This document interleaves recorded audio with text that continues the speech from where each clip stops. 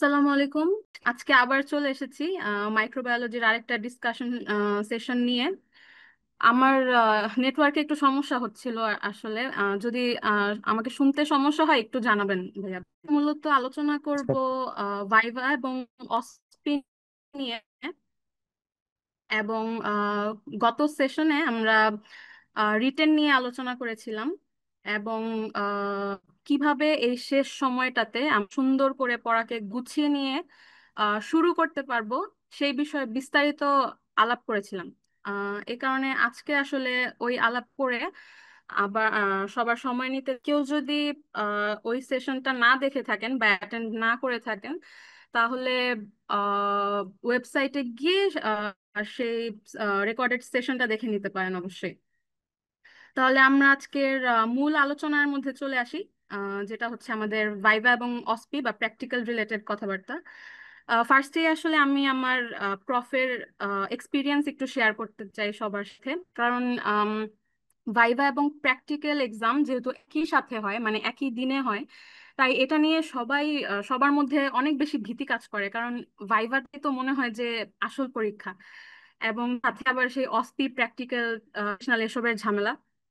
এবং আসলেই খুবই ঝামেলা মনে হয়।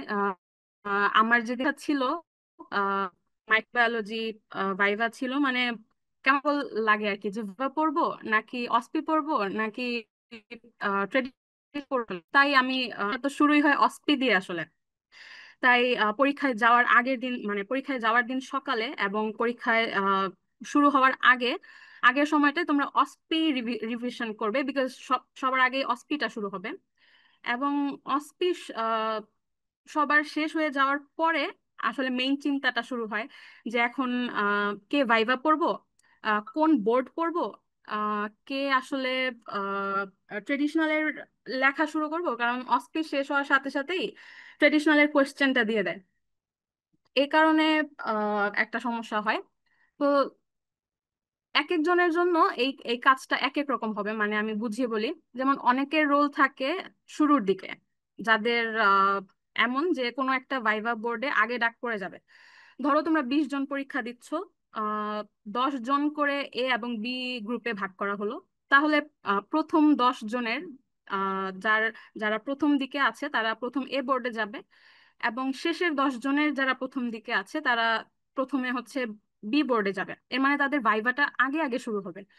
তাই তারা আসলে ওই অসপি দেওয়ার পরের সময়টায় ভাইবার জন্য প্রিপারেশন নেওয়াটা, বা ভাইবার কিছু এমন থাকে না যে এই জিনিসগুলো আমার একটু মনে নাই বা একটু কম মনে আছে বা আরেকবার একটু দেখতে হবে, এই জিনিসগুলো একটু তোমরা দেখতে থাকবে ওই সময়টায়, যাদের রোলগুলো হচ্ছে প্রথমের দিকে। এবং যাদের রোলটা হচ্ছে মাঝামাঝির দিকে, ওদের ক্ষেত্রেও সেম অ্যাডভাইস থাকবে আমার, যে তোমরা ওই ভাইবার ছোট ছোট জিনিসগুলো আসলে দেখতে থাকবে। যে জিনিসগুলোতে কনফিউশন হয় বা যে জিনিসগুলো মাস্ট টু নো, ওই জিনিসগুলো দেখতে থাকবে। এবং একটা বোর্ড দিয়ে এসে তারপরে হচ্ছে তোমরা তোমাদের ট্রেডিশনালের হয় লিখা অথবা ট্রেডিশনালের যে প্রসিডিয়ার গুলো আছে ওগুলো করা শুরু করে দিবেন। এবং যাদের রোল হচ্ছে লাস্টের দিকে থাকে, ওদের ক্ষেত্রে অ্যাডভাইসটা একটু ডিফারেন্ট, বিকজ দুই বোর্ডেরই যাদের লাস্টের দিকে রোল থাকে, ওদের আগে যেহেতু অনেকজন যাচ্ছে পরীক্ষা দিতে, অনেকটা সময় কিন্তু চলে যায়, ভাই অনেক সময় লাগে যেহেতু এক এক একটা পার্সনের। তাই তারা শুরুতেই তাড়াতাড়ি করে যদি তাদের ট্রেডিশনালের লেখাটা শুরু করে দেয়, হয়তো প্রসিজারটা করার সে টাইম পেলো না, বাট লিখে রাখলো, লিখে এগিয়ে রাখলো আর কি, লিখে তারপরও দেখবে লাস্টের রোলের ওরা সময় পায় ভাইবা রিভিশন দেওয়ার জন্য। তো তারা আগে ট্রেডিশনালি লেখাটা লিখে ফেলবে, এবং এরপর তাদের ছোট ছোট ভাইবার জন্য যে সকল কিছু রিভিশন দেওয়া দরকার আছে যদি সেটা রিভিশন দিতে থাকবে। আম, এবং এরপরে প্রথম বোর্ড দিয়ে আসার পরে আসলে ভাইবার পড়ার অতটা সুযোগ পাওয়া যায় না, তখন সবাই ট্রেডিশনালের দিকেই মনোযোগ দিবে। ট্রেডিশনাল লিখে ফেলে থাকলে ট্রেডিশনালের প্রসিডিওর গুলো করতে থাকবে, ফাইন্ডিং গুলো লিখতে থাকবে, এবং মাঝখানে মাঝখানে ভাইভা বোর্ডে ডাক পড়তে থাকবে। ঠিক আছে, তাহলে এই বিষয়টা আমি সবাইকে একটু জানিয়ে রাখলাম, কারণ এটা নিয়ে সবার অনেক কনফিউশন হয়। যেমন আমি আমি আসলে পরীক্ষার দিন সকাল পর্যন্ত জানতামই না যে আমি কি লাস্টে যাব না আমি কোনো বোর্ডের ফার্স্টে যাব। তারপর আহ, আসলে দেখা গেছে যে পরের, মানে সেকেন্ড বোর্ডের ফার্স্টে আমি গিয়েছিলাম। তো ওই আমি শুরুতে ভাইভা দিয়ে দেওয়াতে আহ, এই ট্রেডিশনালের লিখার জিনিসটা ওটা আমি পরে করছিলাম, তো আমার এক্সপিরিয়েন্সটা তোমাদেরকে একটু শেয়ার করলাম। আশা করি তোমাদের উপকার হবে। ঠিক আছে, তাহলে আজকের আলোচনায় চলে আসি আমরা। তাহলে ফার্স্টেই দেখে নেই হচ্ছে ভাইভা এবং অস্পির মার্ক ডিস্ট্রিবিউশন। ভাইভা বা স্ট্রাকচার্ড ওরাল এক্সামিনেশন, এটাতে হচ্ছে 100 মার্কসের হয়, আমরা সবাই জানি। এবং দুইটা বোর্ড হয়, বোর্ড এ এবং বোর্ড বি। যারা যেদিন পরীক্ষা দিবে তাদের টোটাল নাম্বারের হাফ ফার্স্টে এ বোর্ডে যাবে এবং সেকেন্ড হাফ ফার্স্টে বি বোর্ডে যাবে। এরপরে সেটা উল্টে যাবে, ওই সেকেন্ড হাফ তারপরে এ বোর্ডে যাবে এবং দ্য ফার্স্ট হাফ যারা ছিল ওরা বি বোর্ডে চলে যাবে। এটা হচ্ছে ফার্স্ট দিনের কথা বললাম। এবং সেকেন্ড দিনে যেটা হবে যে বোর্ডটাই উল্টে যায়। ধরো ফার্স্ট দিন এ বোর্ডে যে টপিকগুলো ছিল, পরের দিন সেগুলো বি বোর্ডে চলে যায় এবং বি বোর্ডের গুলো এ বোর্ডে চলে আসে। এটা একটা ভাইবার আসলে কি বলবো, বিরক্তিকর জিনিস। এ কারণে ফার্স্টের দিনের পার্সনদের সাথে সেকেন্ড দিনের পার্সনদের কোয়েশ্চেনের আসলে খুব একটা মিল থাকে না।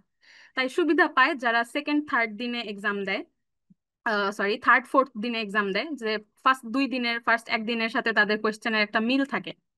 আর সবচেয়ে বেশি বেনিফিট পায় হচ্ছে ফার্স্ট দিনে যারা এক্সাম দেয়, কারণ তারা যেহেতু ফার্স্ট দিনে দিচ্ছে, টিচারদের একটা সফট কর্নার তাদের প্রতি সবসময় থাকে।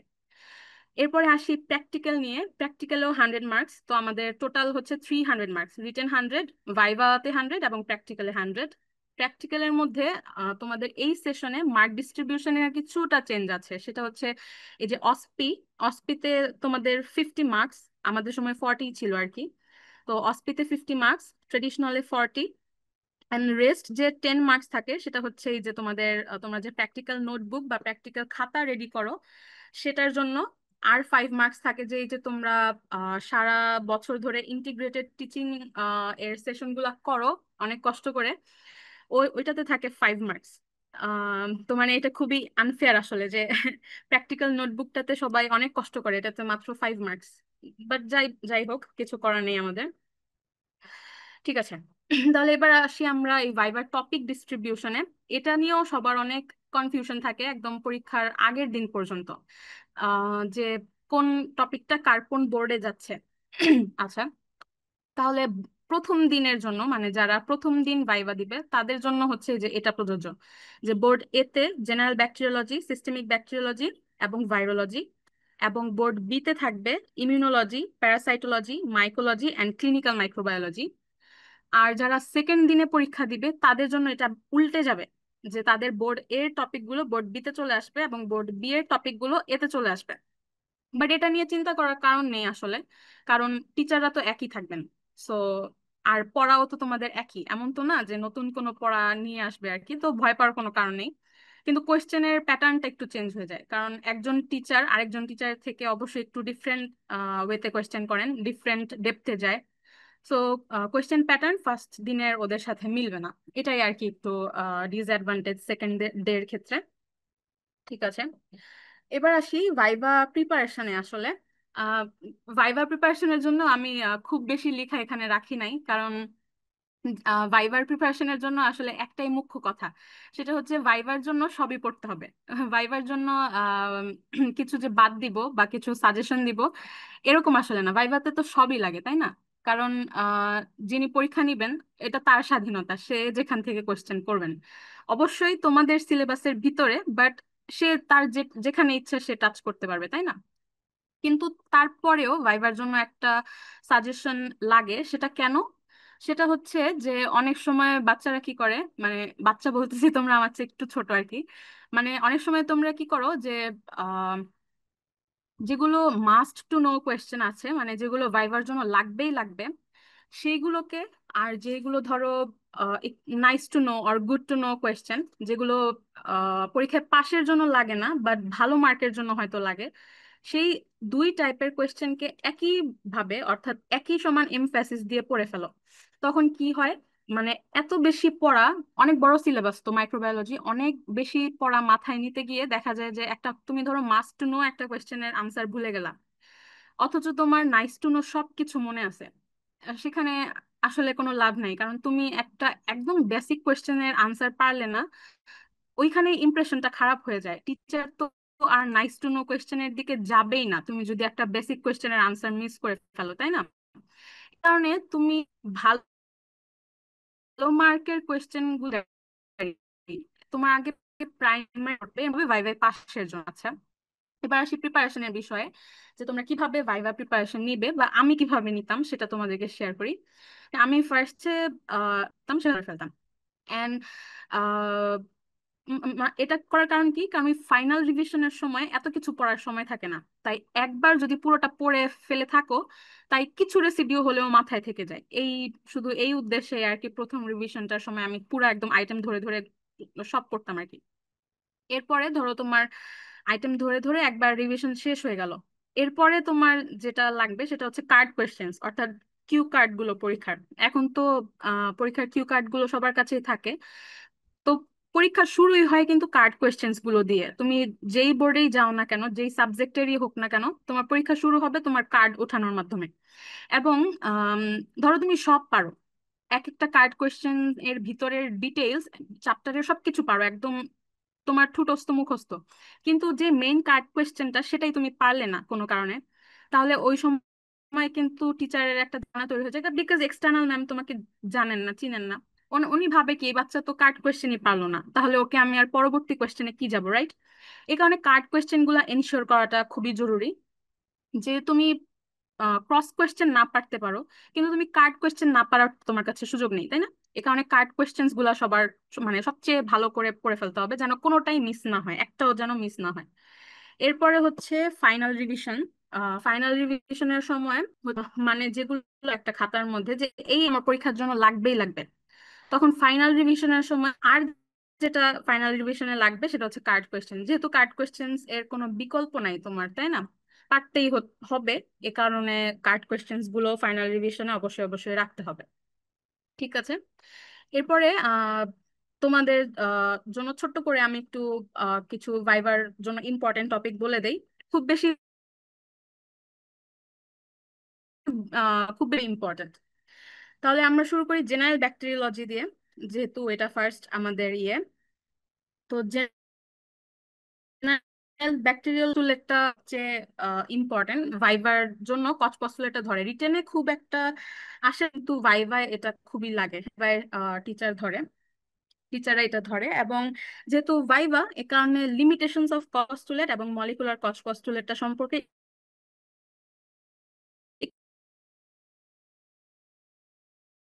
টিচার বুঝে যে তুমি কিছুটা হয়তো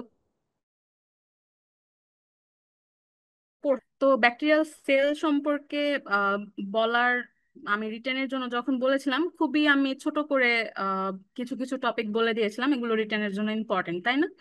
কিন্তু আসলে ভাইবার জন্য এটার সুযোগ নেই। কেন? কারণ ভাইবার জন্য এটা খুবই খুবই ভাইটাল একটা চ্যাপ্টার। যেই বোর্ডে ব্যাকটেরিওলজি থাকে সেই বোর্ডে টিচারের এটা দিয়ে দেখবা কোয়েশ্চেন শুরু করতেছে। অনেক টিচাররা আছে কার্ড কোয়েশ্চেন উঠায় না, তারা নিজের থেকে কোয়েশ্চেন করতে পছন্দ করে এবং এক্সটার্নালকে আটকান। তো দেখবা ওনারা এই চ্যাপ্টার থেকে কোয়েশ্চেন করা শুরু করতেছেন। এবং এই চ্যাপ্টারের মধ্যে ফার্স্টে যেটা লাগবে সেটা হচ্ছে এজেন্সিয়াল অ্যান্ড নন ব্যাকটেরিয়া বা ব্যাকটেরিয়াল সেল। অবশ্যই জানতে হবে, এখানে এটার ভুল করার কোনো সুযোগ নাই। এটা হলো ডাই টাইপের কোয়েশ্চেন। এরপরে এটা নিয়ে আসলে এক টপিক ধরে বলার কিছু নাই, এটা এক একটা structure, cell wall, capsule, pili, cell membrane, everything এখান থেকে জানতে হবে। যেটা জানতে হবে স্পেকুলেশন অ্যান্ড জার্ম, এখানে দুইটা থেকে একটু করে কোয়েশ্চেন টিচ। এরপরে হচ্ছে যেটা গ্রোথ গ্রোথ সাইকেলের ডেফিনিশন, প্রত্যেকটা ম্যাম শুনতে চাইতেন, ওই ডেফিনিশনটা লাগবে। এবং প্রত্যেকটা আহ, মানে গ্রোথ সাইকেলের প্রতিটা পার্টের কোন পার্টে কি হচ্ছে এবং কোন পার্টকে কিভাবে হল্ট করা যায়, এইগুলো জানতে হবে ভাইবার জন্য। এবং ব্যাকটেরিয়ার গ্রোথ সাইকেল তো একটা সময় যে স্টপ ডেথ ফেজে যে, তাই না? কি করলে ব্যাকটেরিয়ার এই ডেথ ফেজটা ভাইভাতে জিজ্ঞেস করে, সেটা হচ্ছে ওই কন্টিনিউয়াস নিউট্রিশন সাপ্লাই এবং আহ, যে সকল এন্ড প্রোডাক্ট তৈরি হয় সেগুলো বন্ধ করার মাধ্যমে, সেগুলো রিমুভ করার মাধ্যমে, তাই তো? এটা ভাইবার জন্য ছোট্ট একটা ইয়ে। এরপরে হচ্ছে অ্যান্টিমাইক্রোবিয়ালস। অ্যান্টিমাইক্রোবিয়ালসও ওই ব্যাকটেরিয়াল সেলের মতো ইম্পর্টেন্ট চ্যাপ্টার। আর টিচাররা এই চ্যাপ্টার থেকে অনেক অনেক কোয়েশ্চেন করে, যেমন ফার্স্টে ডেফিনিশন গুলা। আগের দিনও তোমাদেরকে বলেছিলাম যে চ্যাপ্টারের ডেফিনিশন গুলো খুব ইম্পর্টেন্ট। আর হচ্ছে ক্লাসিফিকেশন অ্যান্টিমাইক্রোবিয়ালসের বা অ্যান্টিবায়োটিকের। এখন ভাইভাতে তো আর এত লাগে না যে আহ, প্রত্যেকটা আহ, মানে পুরোটা বক্স যে আছে ক্লাসিফিকেশনের সেটা টিচার তাই স্পেসিফিকলি জিজ্ঞেস করে। হয়তো জিজ্ঞেস করলো যে সেল ওয়াল অ্যাক্টিং এজেন্ট কি কি আছে বলো, বা প্রোটিন সিনথেসিস ইনহিবিটর আছে সেটা বলো, অথবা নিউক্লিক অ্যাসিড সিনথেসিস ইনহিবিটরস কারা কারা আছে এরকম। তাই এটা মিস করার কোনো সুযোগ নেই। এরপরে হচ্ছে মেকানিজম অফ অ্যাকশন, ওই সেম মেকানিজম অফ অ্যাকশন। কারণ ভাইভাতে এত মেকানিজম শোনার টিচারদের সময় থাকে না, কিন্তু যে কিভাবে এই মেকানিজমটা অ্যাকচুয়ালি হচ্ছে। এরপরে হচ্ছে mechanism of development of resistance, origin of development of resistance, দুইটাই জানতে হবে। এবং রেজিস্ট্যান্স ডেভেলপ করার অ্যাডভান্টেজ তো নাই, ডিসঅ্যাডভান্টেজ কি, এবং কি কি ফ্যাক্টরস কাজ করে, এবং কিভাবে রেজিস্ট্যান্স ডেভেলপ করাকে প্রিভেন্ট করা যায়, ভাইবার জন্য এগুলো সব জানতে হবে। এরপরে আসি স্টেরিলাইজেশন অ্যান্ড ডিসইনফেকশন।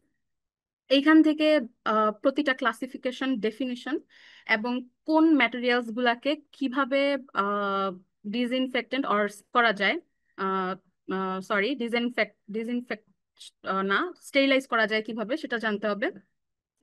এবং ওই কিছু কিছু ইম্পর্টেন্ট আছে না, যেমন অটোক্লেভ, হট এয়ার ওভেন, দেন আছে পাস্তুরাইজেশন, এগুলোর একটু ভিতরে জানতে হবে ডিটেলস। এবং হচ্ছে বাকিগুলোর অ্যাডভান্টেজ ডিসঅ্যাডভান্টেজ গুলো জানতে হবে। এই নর্মাল ফ্লোরা থেকে আসলে এদের ডেফিনিশন, সাইট, অ্যাডভান্টেজ, ডিসঅ্যাডভান্টেজ, রিটেনের জন্য যেটা বলেছিলাম সেম। এবার আসি কালচার মিডিয়া ইসেতে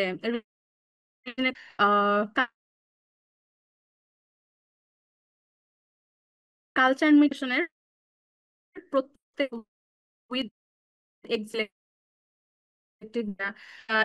মিডিয়া মিডিয়া এবং কোন মিডিয়া সিলেক্টিভ করা যায়, কোন অর্গানাইজারে, এগুলো আসসালামু একদম আলাইকুম। জানতে হবে। আর আপনার ওয়ালাইকুম আসসালাম। নেটটা একটু মনে হয় প্রবলেম করছে, কথাগুলো আটকে আটকে আসতেছে আর কি। ও আচ্ছা আচ্ছা, সরি। ঠিক আছে, এখন শোনা যাচ্ছে? জি আপু, এখন শোনা যাচ্ছে। আচ্ছা ঠিক আছে। আর যেটা আমি স্টেইনিং এর কথা বলছিলাম, স্টেইনিং এর ব্যাপারে আমরা কথা বলবো হচ্ছে প্র্যাকটিক্যাল পার্টে যে, ঠিক আছে, আমাদের অসপি পার্টে যে স্টেইনিং এর ব্যাপারে কথা বলবো, ঠিক আছে। এখন সেই সিস্টেমিক ব্যাকটেরিওলজি। সিস্টেমিক ব্যাকটেরিওলজি আমি ওই রিটেনের সেশনের দিনই বলেছিলাম যে ভাইবার জন্য এটা আসলে সাগরের মতো, কিন্তু তাও কিছু ট্রিক্স করে বুঝি একটু নয়। ব্যাকটেরিয়াস গুলো বলে যাই এখানে কি কি ইম্পর্টেন্ট আছে।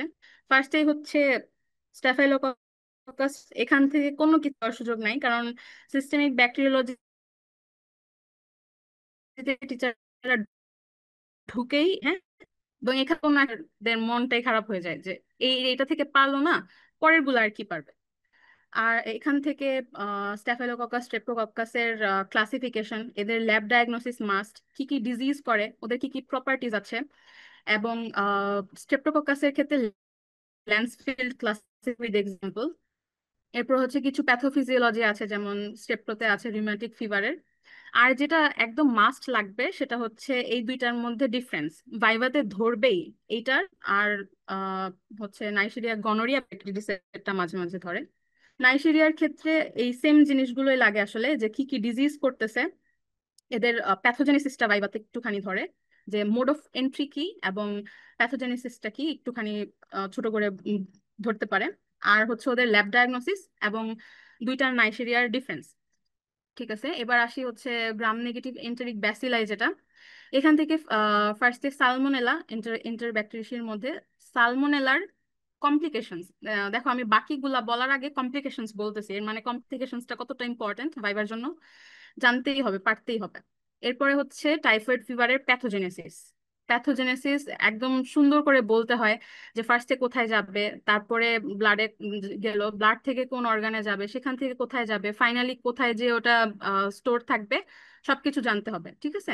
আর হচ্ছে ল্যাব ডায়াগনোসিস। ল্যাব ডায়াগনোসিসের ক্ষেত্রে খুব তো বেশি না, মিডিয়া জিজ্ঞেস করে, ফাইন্ডিং জিজ্ঞেস করে, ছোট ছোট করে আর কি, খুব বেশি বড় করে জিজ্ঞেস করে না। এবার আসি হচ্ছে ইকোলাই। ইকোলাইয়ের মধ্যে ফার্স্টে টাইপস জানতে হয়। ভাইভাতে এটা টিচারদের খুবই ফেভারিট কোয়েশ্চেন, যে কি টাইপ কি ডিজিজ করতেছে।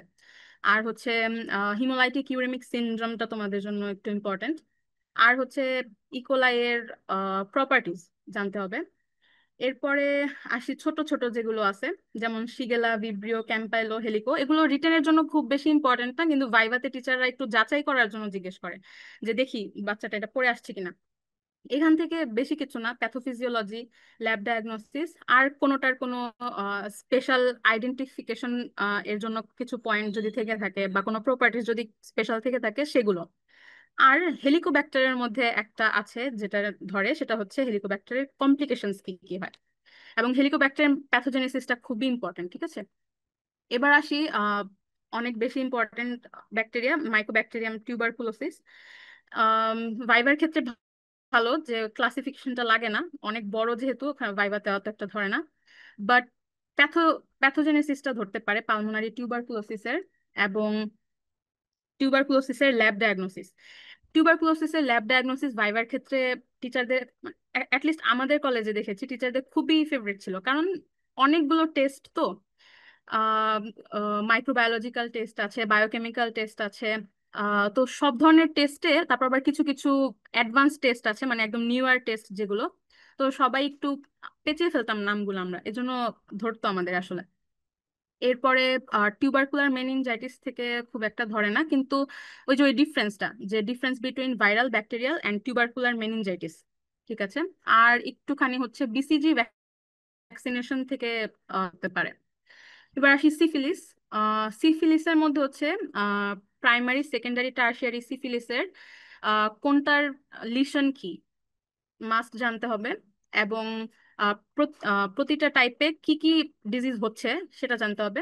এদের ল্যাব ডায়াগনোসিস ভাইবার জন্য অনেক ইম্পর্টেন্ট, বিশেষ করে হচ্ছে ভিডিআরএল অ্যান্ড টিপিএইচ এ। ভিডিআরএল এবং টিপিএইচ এ থেকে আহ, জিজ্ঞেস করে মধ্যে কোনটা স্পেসিফিক, কোনটা সেনসিটিভ, কেন sensitive, what are advantages, disadvantages, কেন ফলস নেগেটিভ আসতে পারে, এইগুলো একদম ডিটেলসে জানতে হবে। আর সিফিলিস পড়ার সাথে সাথে আরেকটা যেটা পড়ে ফেলবে, সেটা হচ্ছে difference between soft and hard chancre, ঠিক আছে। এরপরে কিছু কিছু ছোট ছোট আর ব্যাকটেরিয়া বাকি থাকে। Carney bacterium. কর্নি ব্যাকটেরিয়ামকে রিটেনে খুব একটা আসে না, কিন্তু ভাইভাতে এটার লাইসোজেনিক শিফট নিয়ে একটু যদি টিচার মনে করে যে না তুমি খুব ভালো পারতেছো, বাকিগুলো বেসিক গুলো খুব ভালো পারছো, তাহলে তোমাকে একটু ভালো মার্ক দেওয়ার জন্য এটা জিজ্ঞেস করে ফেলতে পারে, যে তুমি লাইসোজেনিক শিফট বলতে কি বুঝো, আর কোন কোন অর্গানিজমের এরকম লাইসোজেনিক শিফট হয়ে থাকে, তার প্রোডাকশন চ্যাপ্টারে তোমরা পড়ে থাকবে। এরপরে ক্লস্ট্রিডিয়াম। ক্লস্ট্রিডিয়ামের আহ কোন হতেছে, এবং নেক্রোটাইজিং ফাসাইটিসের মেকানিজম। আর ইসে সিউডোমেমব্রেনাস কোলাইটিসে বাড়তে পারে, বাট খুবই রেয়ার। গত আহ, গত সেশনের পরে জিজ্ঞেস করেছিল সিউডোমেমব্রেনাস কোলাইটিসের মেকানিজমটা, মানে প্যাথোজেনেসিসটা। আজকে ক্লাসের শেষে সময় পেলে আমি বলে দিব। এরপরে হচ্ছে ব্যাসিলাস। ব্যাসিলাস থেকে যেহেতু ভাইভা, তাই ব্যাসিলাস অ্যানথ্রাসিস এবং ব্যাসিলাস সিরিয়াস দুইটাই ইম্পর্টেন্ট। ব্যাসিলাস সিরিয়াসের মধ্যে হচ্ছে জিজ্ঞেস করে যে ব্যাসিলাস সিরিয়াস কি কি ডিজিজ করে, ছোট্ট করে একটু মেকানিজমটা জানতে পারে যে তুমি জানতেছো কিনা। আর মানে দুই টাইপের টক্সিন, তো কোন টক্সিনটা কি করছে, ঠিক আছে। অ্যানথ্রাসিস থেকে জিজ্ঞেস করতে পারে ওদের প্রপার্টিজ, করতে পারে অ্যানথ্রাসিসের, এবং ওদের ল্যাব ডায়াগনোসিসের একদম যে কি কি ফাইন্ড পাওয়া যায় ল্যাব ডায়াগনোসিসে, এগুলো। আর একটু সম্পর্কে জানতে চাইতে পারে। ঠিক আছে, এরপরে ছোট ছোট যেগুলো আছে যেমন মাইকোপ্লাজমা, ক্ল্যামাইডিয়া, রিকেটশিয়া, বর্ডেটেলা, ইয়ারসিনিয়া, এগুলো থেকে আসলে খুব একটা ধরে তা না, কিন্তু একদম ভালো মার্ক দিতে চাইলে টিচাররা একটু ধরতে পারে। এবার আসেন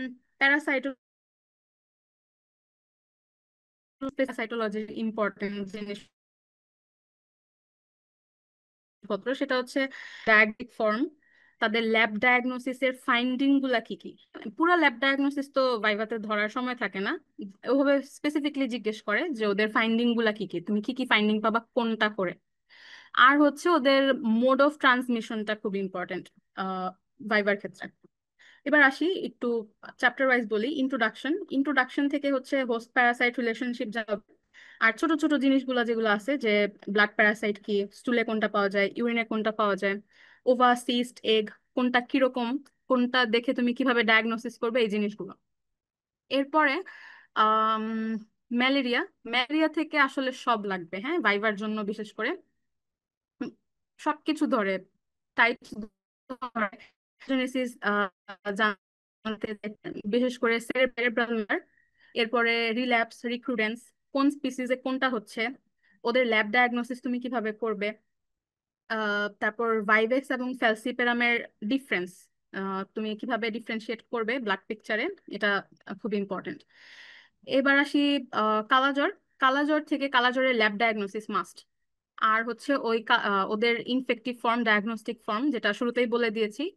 আর হচ্ছে পিকেডিএল, পিকেডিএল জিজ্ঞেস করতে পারে। তারপর ফাইলেরিয়া থেকে এলিফ্যান্টিয়াসিসের প্যাথোজেনেসিস, ডায়াগনোসিস। এবং এখানে প্রভোকেশন টেস্ট টিচারদের খুবই পছন্দ, টিচাররা জিজ্ঞেস করতে পারে যে ডাইইথাইল কার্বামাজিন কোন সময়ে দিবে, কতটুকু দিবে, এভাবে। তারপরে হচ্ছে এই ফাইলেরিয়ার একটা ক্লাসিফিকেশন আছে যে ব্লাডে কোন সময়ে ফাইলেরিয়া পাওয়া যায় সেটার উপর ভিত্তি করে একটা ইয়ে আছে, ওই ডায়ার্নাল ভেরিয়েশন এরকম তারপর নকচার্নাল এরকম আছে একটা ইয়ে, অপূর্ব কুমার শাস্ত্রীর স্যারের বইতে, তোমরা ওইটা একটু দেখে নিবা। ওইটা আমাদের কলেজে বিশেষ করে আমি দেখেছি টিচারদের খুবই ফেভারিট। এরপরে আসি হচ্ছে জিআই প্যারাসাইটে।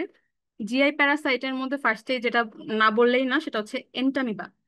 এন্টামিবা থেকে কিচ্ছু বাদ দেওয়ার সুযোগ নাই একদম, আমি রিটেনের সময় বলছিলাম এখনো বলতেছি, সবকিছু পড়তে হবে এখানে। What are the infective form, diagnostic form, pathogenesis, difference between amoebic and bacillary dysentery, complications, lab diagnosis, amoebic liver abscess, এটার ল্যাব ডায়াগনোসিস। ল্যাব ডায়াগনোসিস এর মধ্যে একদম স্পেসিফিক যে কি কি ফাইন্ডিং পাবে তুমি কোথায় কোথায়।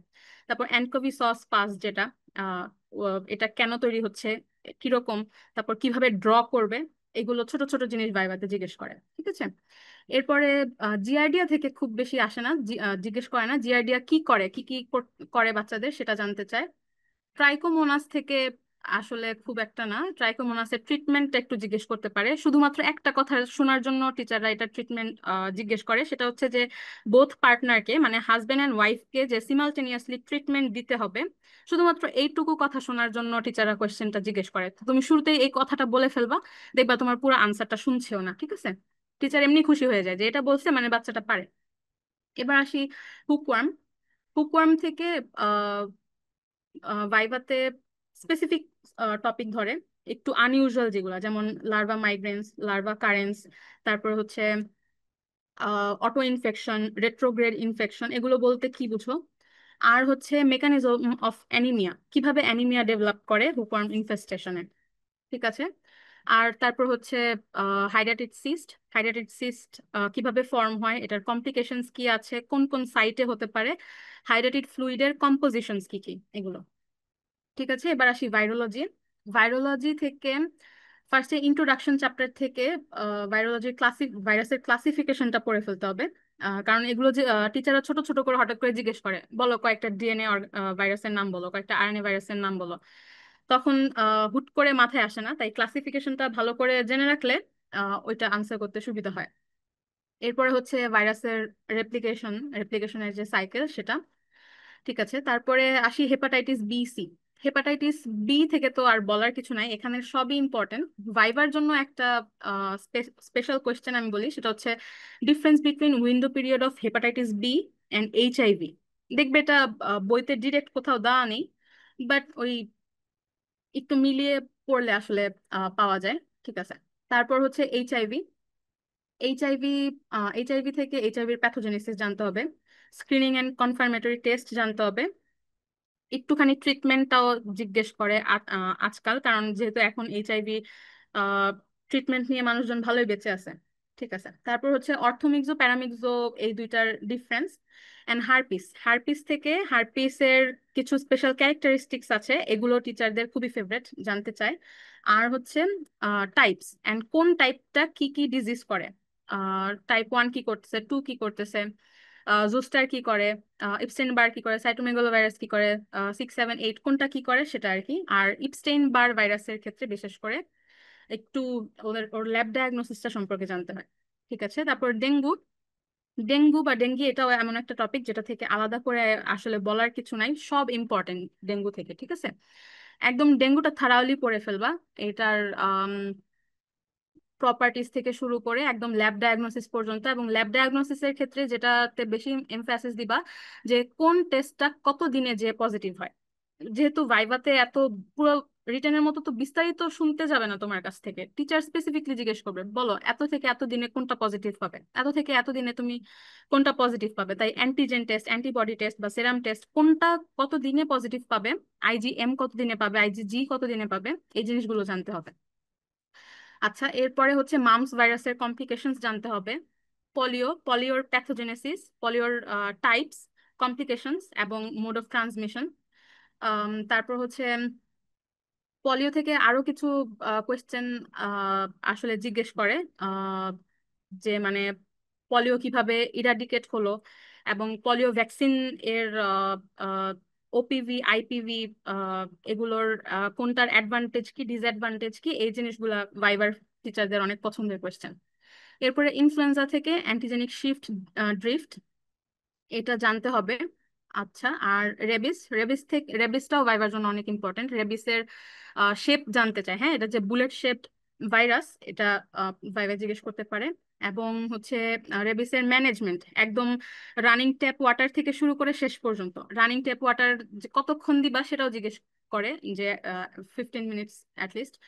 ঠিক আছে, এরপর ভ্যাকসিনেশন, ভ্যাকসিনেশনের শিডিউল, এখন আমরা কোন ভ্যাকসিন ইউজ করি, আগে কোন ভ্যাকসিনটা বাংলাদেশে ইউজ হতো, আর কি কি ভ্যাকসিন আছে, কোনটার অ্যাডভান্টেজ কি, ডিসঅ্যাডভান্টেজ কি, এই হচ্ছে রেবিস থেকে কোয়েশ্চেন। আর হচ্ছে ছোট ছোট জিনিস যেমন ইমার্জিং, রিইমার্জিং ভাইরাসেস, অঙ্কোজেনিক ভাইরাস, এগুলো। ঠিক আছে, এবার আসি ইমিউনোলজি। ইমিউনোলজি থেকে টিচাররা খুব বেশি পেঁচায় না, হ্যাঁ, কারণ ইমিউনোলজি আমাদের কাছে ছোট, মানে আমাদের আন্ডার গ্র্যাড লেভেলে খুবই ছোট, কিন্তু এটাকে পেঁচানো চাইলে, পেঁচাতে চাইলে টিচার অনেক পেঁচাতে পারে। আর আমরা একবার প্যাচে পড়ে গেলে আর ছুটতে পারবো না, টিচাররাও বুঝে এটা, এই কারণে খুব বেশি একটা পেঁচায় না। এই ডেফিনিশনস, তারপর গুড অ্যান্টিজেনের criterias, difference between T cell, B cell, activation, তারপর হচ্ছে অ্যান্টিজেন প্রেজেন্টিং সেলস, এমএইচসি, আর ফিটাস কেন রিজেক্ট হয় না, এটা একটা ভাইবার ইম্পর্টেন্ট কোয়েশ্চেন্স, কোয়েশ্চেন। তারপর হচ্ছে হাইপার সেন্সিটিভিটি, হাইপার সেন্সিটিভিটি থেকে এটার ডেফিনিশন, অ্যাটোপির ডেফিনিশন, প্রত্যেকটা হাইপার সেন্সিটিভিটির প্যাথোজেনেসিস উইথ এক্সাম্পল, এবং টাইপ 1 হাইপার সেন্সিটিভিটি সেটা কিভাবে প্রিভেন্ট করা যায় এটা জিজ্ঞেস করে। তারপর graft versus host disease, graft versus host disease এর মধ্যেও এটা বলতে কি বুঝো, মানে এটা ডেফিনেশনটা একটু কঠিন, তাই এটা বলতে কি বুঝো বুঝায় বলতে পারলেই হয়। মানে কার অ্যাক্টিভ সেল কাকে অ্যাটাক করতেছে এইটুক টিচারকে বুঝায় বলতে পারলেই হয়। তারপর গ্রাফট ভার্সেস হোস্ট ডিজিজ কে কিভাবে প্রিভেন্ট করবে এটাও জানতে চায়। এই তো। আর তারপর হচ্ছে গ্রাফট থেকে হচ্ছে types of graft rejection with examples, হ্যাঁ, এটা জানতে হবে তোমাদের। আম, এই গেল ইমিউনোলজি থেকে কথাবার্তা। এবার হচ্ছে মাইকোলজি বলি। মাইকোলজি থেকে ভাইভাতে খুব একটা ধরতে আমি দেখি নাই, কারণ কি ওই systemic bacteriology, virology, immunology, general bacteriology, এগুলো ধরে ধরে এত কোয়েশ্চেন হয়ে যায়, পরে আর টাইমই থাকে না মাইকোলজি ধরার জন্য। তো আমি যে বোর্ডে আমার মাইক্রোলজি ছিল, ওই বোর্ডে আমাকে কত আধা ঘন্টা ছিলাম আমি ওই বোর্ডের মধ্যে। এত বেশি কোয়েশ্চেন ধরছে এবং উনি লাস্ট মাইক্রোলজি পর্যন্ত গেছেন, বিকজ আমি ফার্স্ট পার্সন ছিলাম ওই বোর্ডে। এরপর থেকে আর কাউকে ধরে নাই, তো ফার্স্ট পার্সন একটু অ্যালার্ট থাকবে আর কি এই বিষয়ে। তাহলে ফার্স্টে ইন্ট্রোডাকশন, ইন্ট্রোডাকশন থেকে মাইকোলজির ক্লাসিফিকেশনটা লাগে, হ্যাঁ, ক্লাসিফিকেশন উইথ এক্সাম্পলস। তারপরে আসলে ইম্পর্টেন্ট যে টপিকগুলো আমরা অলওয়েজ মাইকোলজি থেকে যেগুলোকে অনেক বেশি এমফাসিস দিয়ে পড়ে থাকি, যেমন হচ্ছে অ্যাথলিটস ফুট, তারপর জক ইচ এবং ডার্মাটোফাইট কোথায় কি মানে কোথায় এটার নাম কি, এটা আহ, জানতে চায়। ঠিক আছে। এরপরে হচ্ছে মাইসিটোমা। মাইসিটোমা মাইসিটোমা থেকে ভাইভা জিজ্ঞেস করে যে কি কি অর্গানিজম দিয়ে হয়, এবং ইউমাইসিটোমা অ্যাক্টিনোমাইসিটোমার ডিফারেন্স এবং ডায়াগনোসিস। যদি ডায়াগনোসিস জিজ্ঞেস করে, পুরো তো শুনতে চাইবে না, কিন্তু ওই স্যাম্পলটা শুনতে চাই, স্যাম্পল কিভাবে কালেকশন করবা, মানে মাদুরা ফুডটা ভালো করে পড়ে ফেলবো আর কি। এরপরে ক্যান্ডিডা, ক্যান্ডিডা থেকে ক্যান্ডিডার স্পিসিস গুলো জানতে চাইতে পারে, যদি ইন কেস ভালো মার্ক দিতে চায়। এরপরে ক্যান্ডিডা কিভাবে ডায়াগনোসিস করবে, মানে আন্ডার মাইক্রোস্কোপ তুমি কি পাবে, তারপর কি মিডিয়াতে করবে, কি স্টেইন ইউজ করবে, এগুলো জানতে চাইবে ক্যান্ডিডা থেকে। আর হচ্ছে ক্রিপ্টোকক্কাস, ক্রিপ্টোকক্কাস থেকে হচ্ছে ক্রিপ্টোকক্কাল মেনিনজাইটিস, ক্রিপ্টোকক্কাল মেনিনজাইটিস ছাড়াও ক্রিপ্টোকক্কাস আর কি কি করে, আর হচ্ছে ক্রিপ্টোকক্কাল মেনিনজাইটিসের ল্যাব ডায়াগনোসিস। আর অ্যাসপারজিলাস, অ্যাসপারজিলাস থেকে ফাঙ্গাল বলটা একটু ধরতে পারে, যে এটা বলতে কি বুঝো, এবং এটা তুমি হচ্ছে রেডিওলজিক্যালি কিভাবে ডায়াগনোসিস করবে, দ্যাটস ইট। তারপর হচ্ছে ক্লিনিক্যাল, ক্লিনিক্যাল থেকে অল্পই কোয়েশ্চেন ধরে ভাইভাতে। ফার্স্টে হচ্ছে মেনিনজাইটিস বলি, মেনিনজাইটিস যদি ধরে তাহলে এটার অর্গানিজম গুলো জিজ্ঞেস করবে, মানে এজ ওয়াইজ অর্গানিজম গুলো, এটা মাস্ট ভাইবার জন্য। এবং difference between viral, bacterial and tubercular meningitis, যেটা আমি রিটেনের সেশনেও বলেছি, একটু আগে ব্যাকটেরিওলজিতেও বলেছি, এখনো বললাম। ঠিক আছে। তারপরে হচ্ছে diagnosis of meningitis, diagnosis of meningitis খুব একটা ধরে না, কিন্তু ধরতে পারে আর কি। এরপরে ব্লাড কালচার, ব্লাড কালচার থেকে হচ্ছে আহ, একদম মাস্ট টু নো কোয়েশ্চেন হচ্ছে ব্লাড কালচারের ইন্ডিকেশনস অ্যান্ড ব্লাড কালচারের প্রসিজার, এইটুকুই। তারপরে এটা জিজ্ঞেস করতে পারে যে ব্লাড কালচার রিপোর্ট আসতে কতদিন লাগতে পারে, যেহেতু ছোট ছোট কোয়েশ্চেন ভাইবার জন্য জেনে রাখতে পারো। তারপর হচ্ছে পাইরেক্সি অফ আননোন অরিজিন, এটা ডেফিনিশন এবং কজেস, কি কি কারণে হতে পারে। অনেকগুলো কজেস আছে, তোমরা 5-6টা জেনে আহ তাড়াতাড়ি তাড়াতাড়ি করে বলে দিলে টিচার হয়তো ভাববে ঠিক আছে বাচ্চাটা সবই পারে, তাই আর ধরবে না হয়তো। এরপর হচ্ছে hospital acquired infection, hospital acquired infection থেকে এটা ডেফিনিশন, তারপর কি কি অর্গানিজম দিয়ে কমনলি হয় হসপিটাল অ্যাকোয়ার্ড ইনফেকশনস, এবং কিভাবে তুমি ট্রিট করবে। আচ্ছা। এরপরে হচ্ছে ইউরিন কালচার থেকে একটু ধরতে পারে, ইউরিন কালচার থেকে ধরে যে এটা এটার প্রসিজার, যে মানে কিভাবে ইউরিন কালচারের জন্য ইউরিনটা কালেক্ট করতে হয়, মানে পেশেন্টকে তুমি কি বলে দিবে as a physician urine culture করার আগে, মানে স্যাম্পল কালেকশনের আগে। তারপরে clean catch mid stream urine, এটা ধরবেই, মনে করো যদি ইউরিন কালচার থেকে ধরে এই কোয়েশ্চেনটা ধরবেই। তারপর হচ্ছে কতটা colony forming unit per high power field থাকলে তুমি এটাকে পজিটিভ চিন্তা করবে, এইটুকু একটু জিজ্ঞেস করে নিতে পারে। তাহলে এই গেল হচ্ছে ভাইবা থেকে, খুবই শর্টলি খুবই তাড়াতাড়ি করে আজকে বলে দিলাম আমি, বিকজ যেটা আগেই বলেছি যে ভাইবা থেকে খুব একটা বলার কিছু নাই, ঠিক আছে। তাহলে এখন আমরা প্র্যাকটিক্যাল এর পার্টে ঢুকে যাই। তাহলে ফার্স্টে অস্পি নিয়ে বলি, ঠিক আছে। তাহলে অস্পির মধ্যে তোমাদের যেহেতু এখন 50 মার্কস, তাই 10টা স্টেশন থাকবে, 5 মার্কস ইচ করে, এবং এর মাঝে কয়েকটা রেস্টিং স্টেশন থাকে, যেটা হচ্ছে একটা বেনিফিট। কিন্তু রেস্টিং স্টেশনে এই একটা বোকামি করো না, সেটা হচ্ছে যে ধরো তুমি একটা কোয়েশ্চেন আগেরটাতে লিখতে পারোনি, শেষ করতে পারোনি, কোয়েশ্চেনটা একটু মাথায় রাখবে। দেখা গেল তুমি রেস্টিং স্টেশনে গেছো কিন্তু তুমি কোয়েশ্চেনটা ভুলে গেছো, তাইলে তো আসলে আর কোনো ফায়দা নেই। এখন প্রফের মধ্যে তো তুমি তোমার আগের স্টেশনে যে আছে তাকে জিজ্ঞেস করতে পারবে না যে ওই কোয়েশ্চেনটা কি ছিল, তাই একটু ওই কোয়েশ্চেনটা মাথায় রাখবে, ঠিক আছে। আর অস্পির ক্ষেত্রে কিছু ট্রিক্স আছে, যেহেতু অস্পিতে খুবই কম করে সময় থাকে, 2 মিনিট করে সময় দেয় বা 3 মিনিট, এর মধ্যে এত বড় বড় কোয়েশ্চেন্স দেয়, এগুলো লেখাটা আসলে টাফ, এত ফাস্ট ফাস্ট লিখতে হয়। তাই কুইক এবং স্মার্ট হতে হবে, আর হচ্ছে ছোট ছোট করে আনসার লিখতে হবে। যেমন ধরো কোয়েশ্চেন আসলো যে হোয়াট ইজ ইউর ডায়াগনোসিস, তো আমরা রিটেনে যেভাবে লিখি মাই ডায়াগনোসিস ইজ এটা, অস্পিতে আসলে এটার কোনো বেনিফিট নাই, তোমাকে ওটার জন্য এক্সট্রা মার্ক দিবে না, খাতা সাজানোর জন্য মার্ক দিবে না কোনো, তুমি খালি লিখে দিবে যেটা ডায়াগনোসিস সেটা স্পেসিফিকলি ছোট্ট করে শেষ। বাট অনেকে আবার আরেকটা ভুল করে, সেটা হচ্ছে ছোট করে আনসার লেখার ইয়েতে শর্ট ফর্ম লিখে ফেলে। শর্ট ফর্ম লেখা যাবে না, যেমন ধরো আনসার হচ্ছে ক্যান্ডিডা অ্যালবিক্যান্স, লিখে ফেলা সি অ্যালবিক্যান্স, এগুলা করবা না, ঠিক আছে? ক্যান্ডিডা অ্যালবিক্যান্স লিখবা, নিচে দাগ দিবা, এগুলো করলে অস্পিতে মার্ক ভালো পাওয়া যায়। এমনিতে অস্পিতে সবাইকে ভালো মার্কই দেয়, এটা একটা ভালো বিষয়। ঠিক আছে, এবার আসি অসপি স্টেশনের কথাবার্তায়। অসপি স্টেশনের মধ্যে আহ এগুলো একদম ফিক্সড, হ্যাঁ, যে এগুলো এগুলো থেকেই কোশ্চেন আসে, যেমন যে কালচার মিডিয়া, তারপর হচ্ছে মাইক্রোস্কোপি, কিছু পিকচার বেসড কোয়েশ্চেন থাকে, মানে পিকচার দিয়ে দেয়, ওটা ফার্স্ট আইডেন্টিফাই করে ওখান থেকে কোয়েশ্চেনের আনসার দিতে হয়। তারপর কিছু কিছু ইনস্ট্রুমেন্ট, এবং থাকে দুইটা বা তিনটা প্রসিজার স্টেশন, দুইটাই থাকে মোস্টলি। আবার এই এই টপিক গুলোর একটা দুইটা রিপিট আর কি, যেহেতু 10টা স্টেশন তাই এগুলো রিপিট দিয়েই সাজানো হয়, 10টা স্টেশন, নতুন আর কিছু আসার সুযোগ নেই। এবার আসি হচ্ছে আহ, যেটা আহ, সবচেয়ে ইম্পর্টেন্ট অস্পির ক্ষেত্রে, সেটা হচ্ছে কালচার মিডিয়া। কালচার মিডিয়া আবার একটা কথা আমি বলতে ভুলে গিয়েছি ভাইবার জন্য আর কি, যে কালচার মিডিয়া কিন্তু ভাইবা বোর্ডেও থাকে। যেই বোর্ডে সিস্টেমিক ব্যাকটেরিওলজি, জেনারেল ব্যাকটেরিওলজি থাকে, সেই বোর্ডে কালচার মিডিয়াও দেওয়া থাকে। তো কালচার মিডিয়া থেকে টিচার দেখিয়ে জিজ্ঞেস করতে পারে যে এটা কি মিডিয়া, এবং ওইটা থেকে ছোট ছোট কিছু তোমার জানার ভিতরে আর কি কোয়েশ্চেন করতে পারে। তো এটা সবাই মাথায় রাখবে, ঠিক আছে? এটা থাকে। আচ্ছা, তাহলে এখন কালচার মিডিয়া মোস্ট কম যেগুলো হচ্ছে blood agar media, chocolate agar media, এই দুইটাই মোস্টলি দেয়।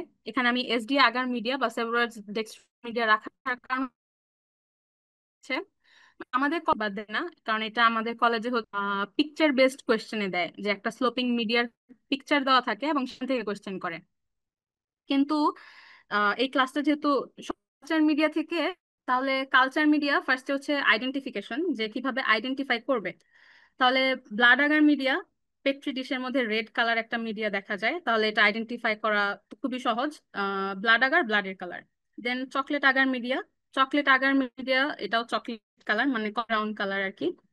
আর এসডিএ মিডিয়া যেটা, সেটা হচ্ছে ইয়েলোইশ ব্রাউন কালারের স্লোপিং একটা মিডিয়া, টেস্ট টিউবের ভিতর থাকে, ঠিক আছে? ইউজুয়ালি আমাদের কলেজে এটা আসে না। আচ্ছা, এবার কোয়েশ্চেন্স কি কি আসতে পারে এই কালচার মিডিয়া থেকে, সেটা হচ্ছে আইডেন্টিফাই দ্য মিডিয়া, অ্যান্ড তারপরে আসতে পারে যে এই মিডিয়াতে কি কি ব্যাকটেরিয়া গ্রো করে বা কি কি ফাঙ্গাস গ্রো করে। এবং যদি ফাঙ্গাসের কোয়েশ্চেনটা আসে তাহলে আসে যে ইনকিউবেশন পিরিয়ড এবং হচ্ছে সেটার টেম্পারেচার। এরপরে হচ্ছে name other media for growth of that fungus or bacteria. আর হচ্ছে যেটা আসবেই সেটা হচ্ছে how to sterilize that media, obviously autoclave. আচ্ছা, এবার আসি পরেরটাতে, মাইক্রোস্কোপি। মাইক্রোস্কোপিতে gram positive cocci, gram negative cocci বা ব্যাসিলাই, ব্যাসিলাই আসে মোস্টলি, আমি এখানে কক্কাই লিখেছি। আচ্ছা, তারপর অ্যাসিড ফাস্ট ব্যাসিলাই আর ডার্মাটোফাইট থেকে আসতে পারে। ডার্মাটোফাইট থেকে ইউজুয়ালি মাইক্রোস্কোপি দেয় না, বাট পিক্টোগ্রাম দেয় আর কি, পিকচার বেসড কোয়েশ্চেন দেয়। আচ্ছা, তাহলে গ্রাম পজিটিভ কক্কাই বা রড যদি আসে, তাহলে purple organism against pink background identify করে লিখবে তোমরা যে gram positive cocci arranged in cluster. আর সাথে যেটা লিখতে পারো সেটা হচ্ছে মোস্ট প্রবাবলি স্টাফাইলোককাস অরিয়াস, বা এটা না লিখলেও চলবে, যদি মনে হয় অনেক বড় হয়ে যাচ্ছে তাহলে এটা না লিখলেও চলবে।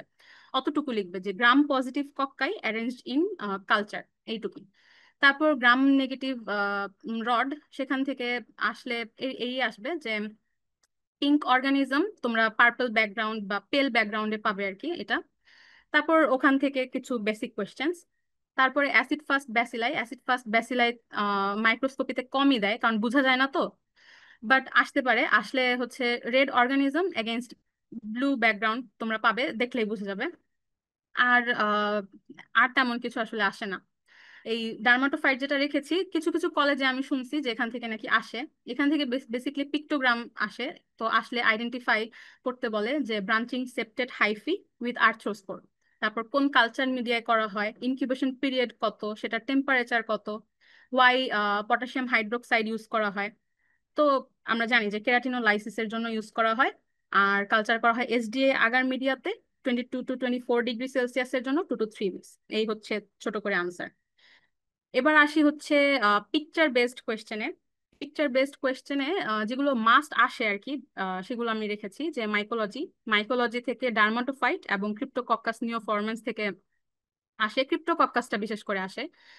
ওটার ছবি দিয়ে দেয় এবং আইডেন্টিফাই করতে বলে কি কি ডিজিজ করে।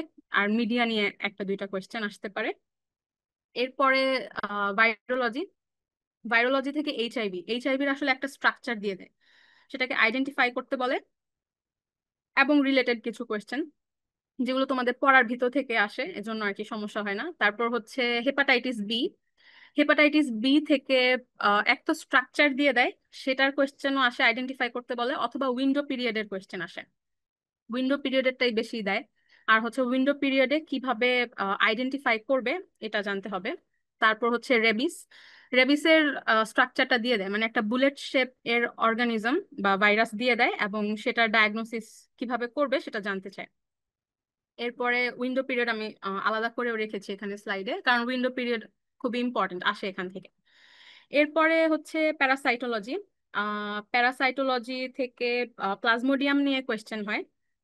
এরপরে প্লাজমোডিয়ামের স্পিসিস গুলো, আহ, মানে একটা কোয়েশ্চেন এরকম থাকে যে কি কি, এটা ছাড়াও ধরো ফ্যালসিপেরামটা দিয়েছে পিকচারে, আসবে যে আর কি কি এটার ইয়ে আছে সেখানে, ভাইভ্যাক্স, এবং সেটা কি করে, এরকম ছোট ছোট কোয়েশ্চেন আসতে পারে। আর হচ্ছে হাইড্রাটিড সিস্ট, হাইড্রাটিড সিস্ট খুব ইম্পর্টেন্ট। ফার্স্টে ওই হাইড্রাটিড সিস্টের ফিগারটা দেওয়া থাকে এন্ড সেটা ফার্স্টে আইডেন্টিফাই করবে, এবং হাইড্রাটিড ফ্লুইডের কম্পোজিশন, এটা আসতে পারে। এরপরে হচ্ছে নেমাটোড, নেমাটোড থেকে আসলে ওই যে ওদের এগ সিস্ট ওভা, মানে পুরো ইয়ে থেকে বলতেছি আর কি, যে এগ সিস্ট ওভা কোনটাকে কি দিয়ে ডায়াগনোসিস করবে এবং কোনটার এগ কি শেপের, এইগুলো নিয়ে ছোট ছোট কোয়েশ্চেন আর কি আসে। ঠিক আছে, এবার আসি ইনস্ট্রুমেন্ট। ইনস্ট্রুমেন্টের মধ্যে একদম ফিক্সড, ইনস্ট্রুমেন্ট গুলো ফিক্সড এবং সেটার কোয়েশ্চেন গুলো ফিক্সড। পেট্রি ডিশ বা আদার কোনো গ্লাস ইনস্ট্রুমেন্ট দিতে পারে, যেমন বিকার, জার, এগুলো। তারপর ইনকুলেটিং ওয়্যার লুপ, অনেক কলেজে দেয় আমি শুনেছি। এবং এটা ছাড়াও যে কোনো মেটালিক ইনস্ট্রুমেন্ট দিতে পারে। আর হচ্ছে স্টেরাইল সোয়াব স্টিক, এইগুলো মোস্টলি দেয়। আর এই ইনস্ট্রুমেন্ট এর কোয়েশ্চেন একেবারে ফিক্সড। ফার্স্টে বলে identify the instrument, what are the uses of this instrument, and how to sterilize. তো যেই ইনস্ট্রুমেন্ট দিবে সেটা কিভাবে স্টেরিলাইজ করা যায় সেটার আইডিয়াল ওয়েটা হচ্ছে লিখতে হবে। এই হচ্ছে ইনস্ট্রুমেন্ট থেকে কথাবার্তা। তারপরে হচ্ছে প্রসিজার স্টেশন, প্রসিজার স্টেশন এই দুইটাই প্রসিজার সবসময় আসে আমাদের কলেজে এবং বাকি সব কলেজে। গ্রাম স্টেনিং এবং জিল নিলসন স্টেনিং, মানে যেটা অ্যাসিড ফাস্টে করে আর কি। তাহলে এগুলোর মধ্যে একটা জিনিস ভালো হচ্ছে যে পুরো, অনেক সময় পুরোটা প্রসিজার করতে দেয় না। এটা এটা ভালো স্টুডেন্টদের জন্য। আর এজন্য ফার্স্টে প্রসিজার স্টেশনে ঢুকেই কোয়েশ্চেনটা ভালো করে পড়ে নিবা, যে কোয়েশ্চেনে কি পুরোটা প্রসিজার করতে বলা আছে, নাকি বলা আছে যে ফার্স্টের দুইটা স্টেপ করে দেওয়া আছে, পরের স্টেপ থেকে করো। অনেক সময় এরকম কোয়েশ্চেন আসে। তো যারা কোয়েশ্চেনটাকে না পড়ে করা শুরু করে দেয় একদম ফার্স্টের স্টেপ থেকেই, তখন টিচার একটু মাইন্ড করে, তারপর জিজ্ঞেস করে যে তুমি কি কোয়েশ্চেনটা পড়েছো, তোমাকে কি শুরু থেকে করতে বলা হয়েছে, এভাবে বলে আর কি। তখন কোয়েশ্চেনটা পড়ে আসলে বুঝতে পারে যে না, ভুল করে ফেলছি, তো ফার্স্টের দুইটা স্টেপ বা তিনটা স্টেপ হয়তো করতে বলা হয় নাই, বাট করে ফেলছি। যেহেতু অসপি অনেক বেশি সময় থাকে না আর সবাই একটু রাশের মধ্যে থাকে, হাত কাঁপাকাঁপি হতে থাকে সবারই, এ কারণে ফুলটা দেয় না। এটা আমাদের জন্য একটা ভালো বিষয়। ঠিক আছে, তারপর যদি প্রসিজারটা ভালো করে করতে পারো, যেহেতু টিচার বসে থাকেন ওখানে একটা চেকলিস্ট নিয়ে, চেকলিস্টে তো উনি মার্ক দিবেই। এছাড়া আহ, ছোট ছোট একটু কোয়েশ্চেন করতে পারে, যে প্রাইমারি স্টেইনটা কি, সেকেন্ডারি স্টেইনটা কি, কি দিয়ে তুমি ওয়াশ করছো, কোনটা কি কি ইউজ করতেছো, কোন স্টেপে, এটা ছোট্ট করে একটু জানতে পারে ভালো মার্ক দেওয়ার জন্য। এই, এরপরে আসি হচ্ছে ট্রেডিশনাল নিয়ে কথাবার্তায়। ট্রেডিশনাল নিয়ে বেশি কিছু বলবো না। ট্রেডিশনালের ভিতরে হচ্ছে যেটা প্রত্যেকটা কোয়েশ্চেনেরই এই তিনটা জিনিস করতে হয়, যেটা এই যে স্লাইডে লেখা আছে, যে প্রসিজার, ফিগার এবং ফাইন্ডিং। তুমি কিভাবে কিভাবে করেছো সেই প্রসিজারটা লিখবে, ফিগার আঁকবে, যেটা তুমি ফাইন্ডিং পেয়েছো সেটার, আর হচ্ছে ফাইন্ডিংটাও লিখবে খাতার মধ্যে। আমরা পরীক্ষার দিন পর্যন্ত কনফিউশনে থাকতাম যে আসলে কি করতে হবে, ফিগার আঁকবো, কয়টা ফিগার আঁকবো, কোনটাতে কি ফিগার দিব, এই আর কি। ভাইভাতে একটু এরকম হয়, আই মিন ট্রেডিশনালে। আচ্ছা, তাহলে গ্রাম স্টেইনিং আসে একটা, জিল নিলসন স্টেইনিং আসে, ওয়েট মাউন্ট প্রিপারেশন আসে ইউরিনের, ওয়েট মাউন্ট প্রিপারেশন আসে স্টুল স্যাম্পলের, আর হচ্ছে এই যে দুইটা আহ, এই বেনেডিক্ট টেস্ট আর হিট কোয়াগুলেশন টেস্টের মধ্যে মানে ইয়ে দিয়ে আসে। কারো কারো বেনেডিক্ট থাকে কোয়েশ্চেনে, কারো কারো হিট কোয়াগুলেশন থাকে।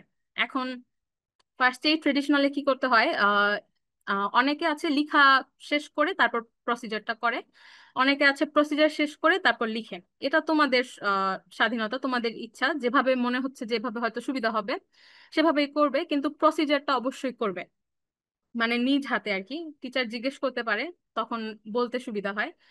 আর আমাদেরকে মজা করে আমাদের টিচাররা বলতেন যে স্টেনিং করার সময় হাতে একটু স্টেইন লাগানোর জন্য, কারণ তুমি স্টেনিং করবে আর হাতে স্টেইন লাগবে না, এটা হয় না। তো হাত যখন টিচাররা দেখে একদম ক্লিন হয়ে আছে, তখন মনে করে বুঝে যায় যে তোমরা আর কি নিজেরা করনি, এ কারণে হাতে একটু স্টেইন লাগিয়ে নিতে বলতো আমাদেরকে মজা করে। আর একটা যেটা আমাদেরকে বলা হতো যে জিল নিলসন স্টেইনিং করে ওটার আর কি ফাইন্ডিং লিখতে না, মানে এমন লিখতে যে আমি কোনো মাইক্রোব্যাকটেরিয়া পাই নাই। কারণ যখনই লিখবে তুমি যে মাইক্রোব্যাকটেরিয়া তুমি পাইছো, সেটা সেখানে তোমার কোয়েশ্চেন আরো 10টা বেড়ে যায়। যে মাইক্রোব্যাকটেরিয়া পেলা তুমি কয়টা টেস্টে পাইছো, মানে একটা টেস্ট, মানে একটা স্লাইডে করেই পেয়ে গেছো মাইক্রোব্যাকটেরিয়া, কিভাবে পেলা, কতক্ষণ ধরে কোন স্টেইনটা রেখেছো, কতক্ষণ ধরে ওয়াশ করেছো, এগুলো জিজ্ঞেস করতে থাকে। কারণ মাইক্রোব্যাকটেরিয়া ভাবে পাওয়া যায় না তো, 100 200 এরকম স্লাইড করে তারপরে সেটাকে আইডেন্টিফাই করা লাগে, যেহেতু খুবই ছোট, পাওয়া যায় না, খুবই চিকন। আচ্ছা, এ কারণে আমরা এরকম করতাম আমাদের পরীক্ষায় যে মাইক্রোব্যাকটেরিয়াটাকে লিখতাম যে আমরা পাই নাই, ঠিক আছে, নট ফাউন্ড। তাহলে এই হচ্ছে ট্রেডিশনাল নিয়ে কথাবার্তা।